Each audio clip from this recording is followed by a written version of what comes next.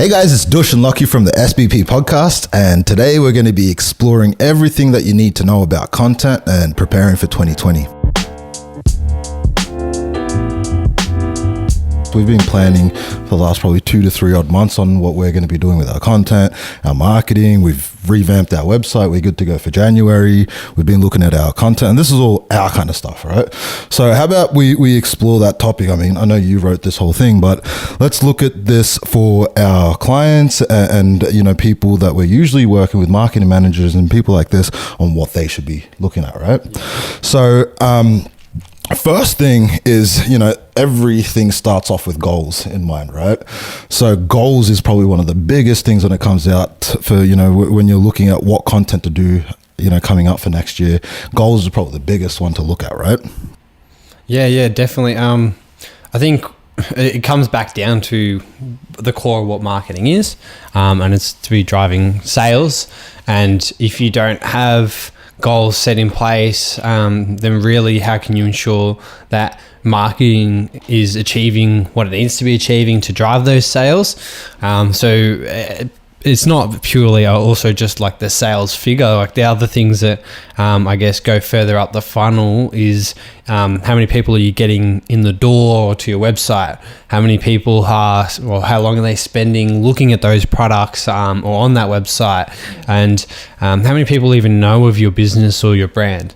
So if you're not setting goals around how many people you're getting out in front of, how long you keep them in that store, then how can you really ensure that you're going to be generating that end outcome? So it's just a really good way to ensure that you're, I guess, setting yourself a framework that's going to be driving that end result and pushing sales. And it kind of, again, ensures that marketing doesn't fall into that space where some people like to say it's a bit of fluff, and it's actually very goal-oriented marketing. And if you're starting from that perspective, then obviously everything from there will align.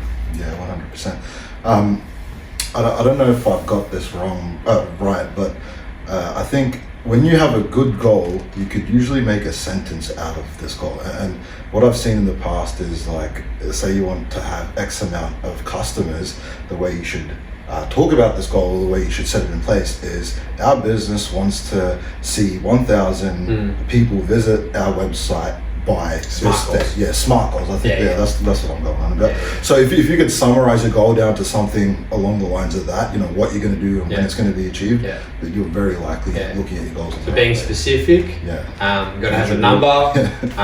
You got to know you're going to achieve it. Like we always talk about, you always like to shoot those very high goals, and then I kind of am there going, all right, let's come back down to reality. So it's like the balance of the two. You want to be aggressive, but obviously not something that you're gonna not achieve and then kind of demotivate yourself later on. But another one that we mentioned just before is being time bound. So it's like the most important thing is when you're going to achieve these goals by. And at this point, obviously, when we're talking about relooking your marketing for the new year, it is important to set time on when you're going to achieve that by, because you don't want it to drag on until midway through the year and you start to look and go, oh, we actually haven't actioned any of these things. If you set a date by mid to late January to have it all either up and running, ready to go, whatever it be, then you're going to do it.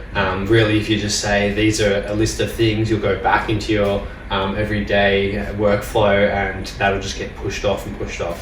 And I think something, this is just like almost a personal tip, but something to keep in mind, especially if you know yourself to be a bit of a procrastinator, is once you have your goals and your dates and everything like that set in place, if you have the ability to kind of extend your deadline, double your deadline. That way you can almost be certain that, hey, I know I'm a procrastinator, I know that I'm not good at this, but I've doubled the time, so I must get it done. That's kind of what I did with our website, right? I started 3 months early and talking about it, and now we're there. We're ready for January. Anyways, moving on. Having goals and stuff is great, but the next thing that we did is, we wanted a new website.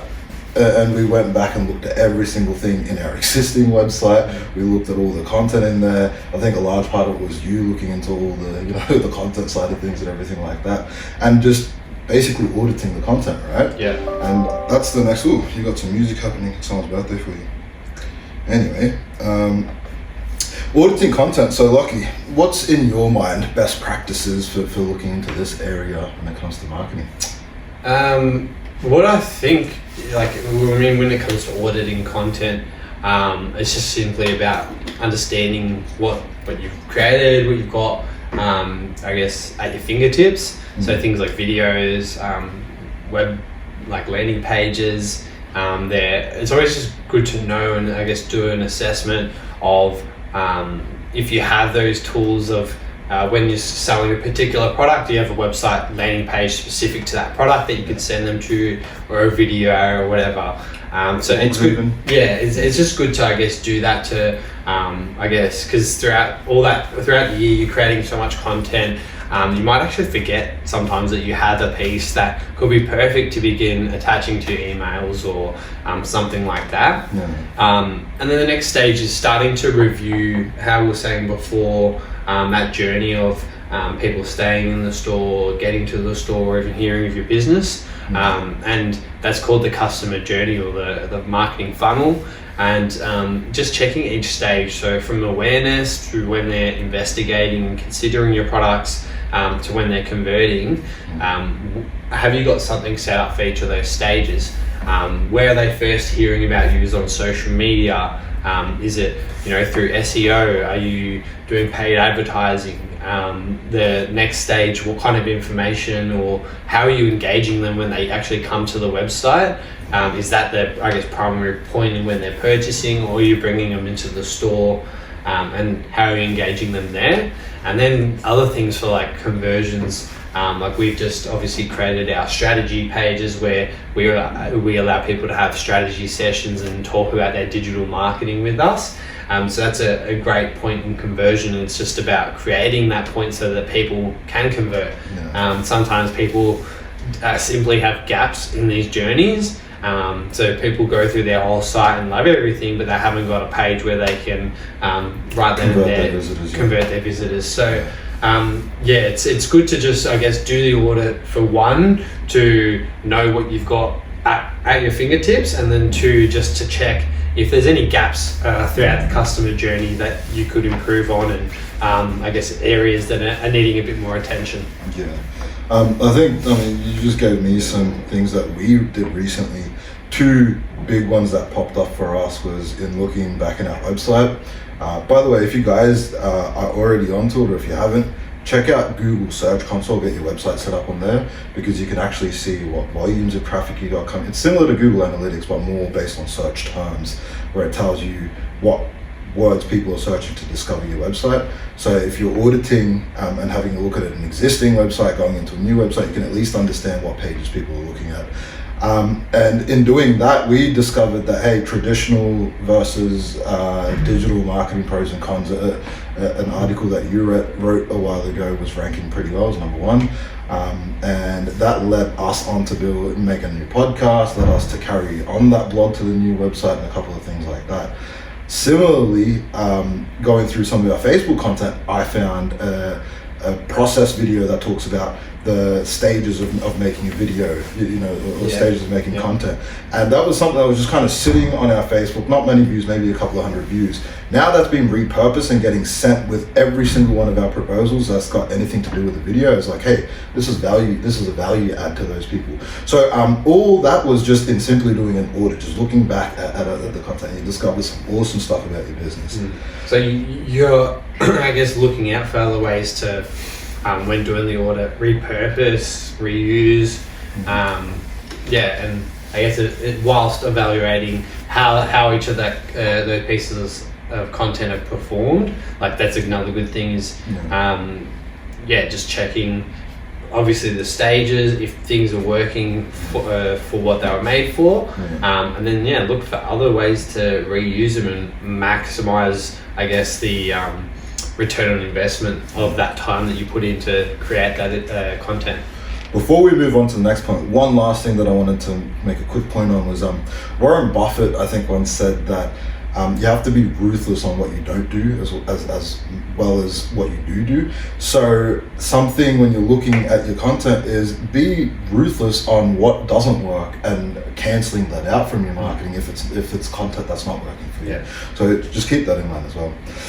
Next one, I think it's similar to an audit, but it's the review of content, including new content that you've made and everything like that, right? So what's some of your tips and tricks on how you look into content in a way that's going to help you grow? Really, I guess it's just about like simply going through, like obviously after doing that audit and you know what you have around, it's time to start looking at what's missing. So those gaps in the marketing funnel.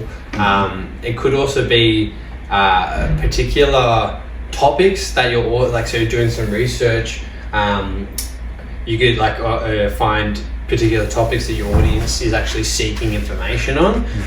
Could be also things from indicators from clients constantly asking questions. That's again something that can give you an indication of something's missing, a piece of content, there's a gap in the market, and I guess you can begin filling that. The other thing is if you're looking back on your content and have a look at what's been underperforming or what's not been working so well. Is there opportunities to improve that content, or what do you need to change to, I guess, make that be hitting its numbers? Maybe trying something new. Yeah, it's similar to that pros and cons of the digital marketing. Traditional versus digital marketing one.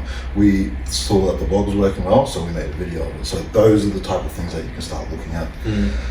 And on that note, like outdated content, like that blog, well, in the sense of the format of it was a blog, and a lot of people, and even like our audiences are now onto the podcast. So it was just a little bit outdated in that sense, and we refreshed it and bring it back to relevance by doing it on the podcast. So a lot of the time, even not necessarily having to change the format, but just going back and updating your blogs, updating the information in there, and just saying, hey, I've actually updated the information in here it is again. Sometimes you can get you a new surge of traffic through your website or through that blog as well. That actually reminds me, we've got a podcast called Facebook Algorithm Changes in 2019. We should probably do a new one heading into 2020, right? Yeah. That's going to be outdated very soon. And those are the exact kind of things. And I mean, there's other, amongst all of that, it's about also identifying the best pieces that are working amongst all of your content. We kind of call them those home run pieces, where you're really driving a majority of your marketing results from those pieces. The other things might be the test and trials, or I guess the little things that are made to get people to that next stage of the funnel. But the majority of it, like ours is our emails, and obviously supporting that with the remarketing and those type of things. But it's understanding what are your home run pieces, or what are those, what's that content that will drive the most result. I find that for a lot of people, it's usually one thing that brings them the biggest results. Like I've seen SEO for some people. For some people, it's like Facebook ads. They know that $1 in gets $1 out, kind of thing. So finding that for yourself is very important. And I mean, it's never going to be just one thing, but like you said, the majority of the results are going to be coming from one thing. So just knowing that, so that you can keep your awareness, and also if that starts to change or that starts to drop, knowing that, because it's like, then that's a big part of your business that could be affected as well. Gives you a heads up for when to go into heart attack mode. Yeah, exactly. Moving on, so having goals in place, reviewing and auditing content and everything's good. So what do you do with this? I'm assuming it's making a plan of some sort, right? After all that talk, you, like we said earlier, you don't want it to go to waste. You want to get halfway through the year and realize you haven't done anything about it. Looking at all your marketing and then creating an action plan. Just asking yourself simple things like, what am I going to continue with my marketing? What can I improve? So is there obviously improvements that I can be made to things that are working to increase the results that I'm getting? And yeah, I guess just having a look at those things like your home run content that you are going to keep on doing, and looking for those little changes that you can do to get a little bit more out of it. But then, like you said as well, like definitely identifying things you're going to cut out and stop doing. You only have limited time, and if you're going to be improving what's working or looking at trying new things, then something has to go. So definitely look at low performing content and cutting that out. And then comes the exciting part of what do you bring in. So starting to come up with new ideas of content or topics that you could be speaking about to your audiences, and how you're going to bring that into your marketing. Yeah, no, 100%. One thing, that just in my experience, it's like I used to do this thing called like BNI. It's this networking style of, going out and meeting, reading people. But for me, my time is way better used making videos like this. Things like that you could look at, within a business of like what, it might not be that you were actually making content once upon a time, but maybe your effort could transition into making content that could also be of value, right? But yeah, so main things to kind of remember, when it comes to planning out for content leading up to 2020 is audit. First have goals in place, audit, review, and make a clear action plan. Pretty good to go, right? Yeah. Anything else? No, I think that's about it. If you're big organizations, then obviously we mentioned having a time bound, and you then begin to start thinking of like delegating responsibilities and those type of things. But really, in its most simple format, that's what you're going to be doing when you go through a review. And it's really just about having a fresh mind, not being attached to any particular strategy or piece of content that you're doing, and just being completely objective and just going for it. Yeah, 100%. Well, thanks for tuning in, guys. One little favor we want to ask is definitely hit that subscribe button if you find these videos interesting. It sends you a little notification every time we've got a new podcast up. And also you can check out all our portfolio and the cool videos that we've been doing with clients, just as ideas for yourselves. So definitely do that if you think we're interesting. Until next time, guys, have a good day.